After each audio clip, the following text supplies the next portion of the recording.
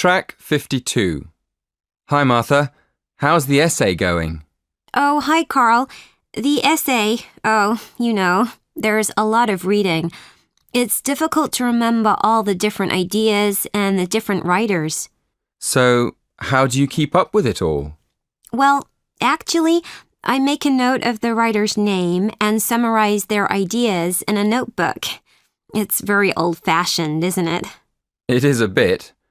Actually, I'm quite the opposite. I've downloaded some free software from the internet. It lets me save all the articles and e-books I get online and make notes on them. I like it because it's cheaper than printing everything. But what do you do, Enrique? Oh, I'm afraid my note-taking system isn't as modern as that, and it's much more expensive. I print the articles I find online, and I photocopy pages out of textbooks. Then I go through and highlight all the important information with a pen. Not very good for the environment, I'm afraid. What about you, Jenny? I'm in the middle, really. I don't use special software, but I keep all the articles I read online in folders on my PC and make notes on them there. Track 53.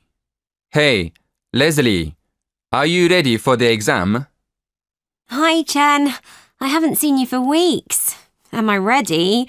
I don't know. I've been revising really hard, but I can't remember anything at the moment. You know, I get ready for exams by planning a revision timetable. It helps me make sure I've studied everything on time. But just before an exam, my mind goes blank. Yes, I know what you mean. I've been trying out a new technique for remembering facts and details. I heard about it in a psychology lecture. What you do is put together pictures in your mind of the different things you want to remember. It's usually better if you can make the pictures funny, like cartoons. I hadn't heard of that. It sounds like fun. Do you do that too, Indira? Well, I tried it once, but it didn't help me much. I remember things by hearing them in my head. I can't really study in the library when people are talking because I have to be able to hear myself saying things over in my mind. It's easier for me to concentrate if I study at home, late at night when it's quieter. What do you do to remember things for exams, Mark? I go to bed early the night before the exam and get up very early in the morning, like 5 o'clock, and then I read over my notes again just to refresh my memory. I know a lot of lecturers tell us not to do last-minute revision, but it works well for me. Track 54. Excuse me, Yes. can I take my phone into the exam if I switch it off? Your mobile? No mobiles are allowed in the exam hall. You can put it in your bag, though. Okay, but then what do I do with my bag? Bags go in the lockers, down the corridor on the left. There are keys in the doors. Just lock the door and take the key with you. Over here. Look, have a look at the poster. When you've put your things away, go to the main door of the exam hall and show the supervisor your student ID card. Oh, okay, I see. So I show my ID card at the door, and then when I get into the exam hall, I need to look for my examination number? Is that the same number as my ID card? Yes, that's right. The same number. So where should I look for it? Your examination number will be on a desk. Ah, right. Thank you very much. No problem. Good luck. Track 55. Hi, guys. Is everyone set to study for the exams then? Does anyone have any hints about how to get ready for them? I'm not sure where to start, really. Any ideas, Barbara? Well, Mac, there are lots of things we could do.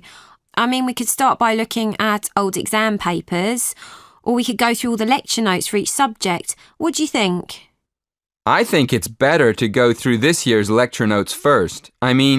The exam topics might have changed since last year. Do you agree, Jerry? Yeah, I think you're right. The lecture notes will tell us what the main topics of the subject are. Do you think we could ask the tutors what the exam topics might be? I think we could ask, and they might tell us roughly what to look at, but I don't think they'll tell us exactly what the topics will be. I think it's a good idea to ask them just to know what to focus on. So, what's next? What do you think about reading all the books on the reading list? Jerry? I don't think that's a very good idea. We can't read all the books. I think you're right. What I think we have to do is try to remember the most important details and arguments from the main writers and be ready to use them in the exam. Yeah, okay. Then the next thing to do is look at old exam papers and see what kind of questions we might get. Yes, that's where the old exams will help, looking at the type of questions. Right. So, when we've worked out which topics we need to study and remembered the main ideas, we can look at old papers and write a few practice questions. Yes, and that'll help.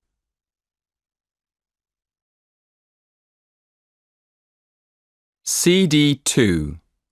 Track 1. Section 3. You will hear 3 students discussing exam techniques with their tutor. First, in the exam, you will have 20 seconds to look at questions 1 to 4. Listen carefully and answer questions 1 to 4. Morning, everyone. I thought we'd get together today and just talk about exam techniques. I'm sure everyone has different ideas about them. So, shall we find out what you do first when you get into an exam? Check that you have the right exam paper. It sounds funny, but students do actually answer the wrong exam paper sometimes. So check that it's your exam first. Then what? Write your examination number on the answer sheet. Well, it might sound obvious, but writing your examination number at the beginning of the exam can be a good idea. Apart from making sure the examiner knows who wrote the exam, can anyone say why? It can help you relax? Yes, that's right. Doing something easy like that gives you a chance to calm down. Right, so what do you do next? Read the questions carefully. Well, before you read the questions, what should you do? Read the instructions. Yes, you should read the instructions next. You need to know how many questions you have to answer and whether you have to answer all the questions or only some.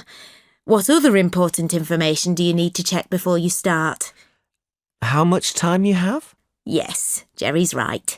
You need to make sure that you know how long the exam is so you can manage your time properly.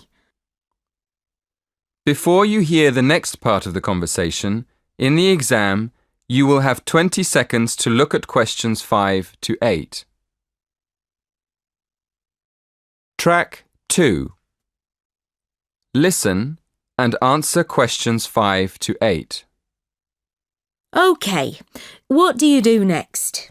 Read the questions. Yes, it's very important to read the questions, not just once, but several times. I usually make a few notes when I'm looking at the questions. Sometimes a question looks easy, and then when you start writing, you realize that it's actually more difficult than you thought. Yeah, but you don't want to spend too much time writing notes. No, but it's a good idea to jot down a few ideas to see if you can remember the arguments for the topics you studied most.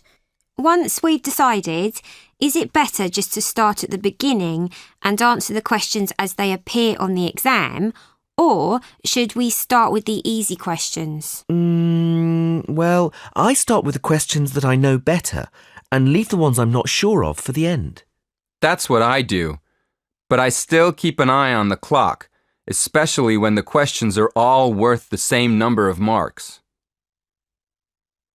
Before you hear the rest of the conversation, in the exam you will have 20 seconds to look at questions 9 and 10. Track 3.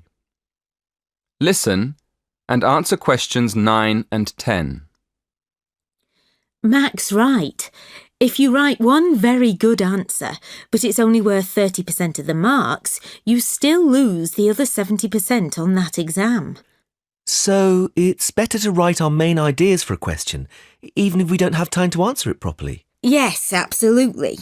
We can't give you marks for writing nothing. But if you give us your main ideas, we can give you some marks. Oh, really?